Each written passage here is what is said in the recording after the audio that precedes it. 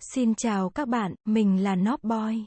Trong video này mình muốn chia sẻ cho các bạn một công cụ thay đổi địa chỉ IP public khi truy cập Internet thành địa chỉ IP của Tor, giúp bạn lướt Internet được an toàn mà lại còn miễn phí.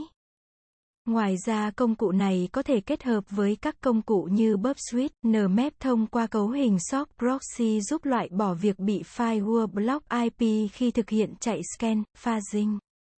Các bạn tải công cụ bằng git clone hoặc tải file zip về nhé. Sau đó, bạn cd vào thư mục vừa clone về và khởi chạy công cụ với Python 3 bằng câu lệnh. Hiện tại công cụ chỉ hỗ trợ trên môi trường MacOS hoặc Linux. Sau khi khởi chạy công cụ sẽ kiểm tra và cài đặt các package đi kèm nếu chưa có. Bây giờ bạn vào trang WhatTheMap address để xem IP hiện tại và xem nó có giống như trên công cụ hiển thị không nhé. Sau khi hoàn thành bạn chỉ cần nhập thời gian muốn đổi mới IP và số lần muốn đổi là xong. Hoặc bạn có thể để mặc định là 600S và 144 lần. Sau khi chạy thành công công cụ sẽ hiển thị địa chỉ IP mới của bạn có thể dùng.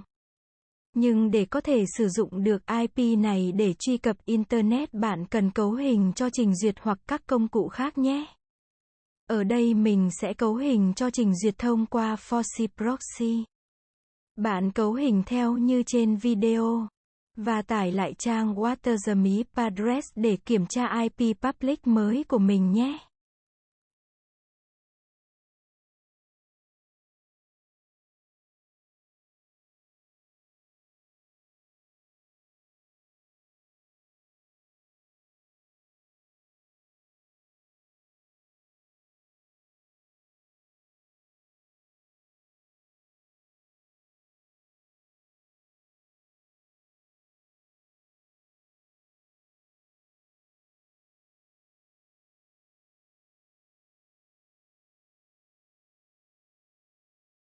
Như vậy là địa chỉ IP public khi truy cập Internet của bạn đã được đổi qua IP mới rồi.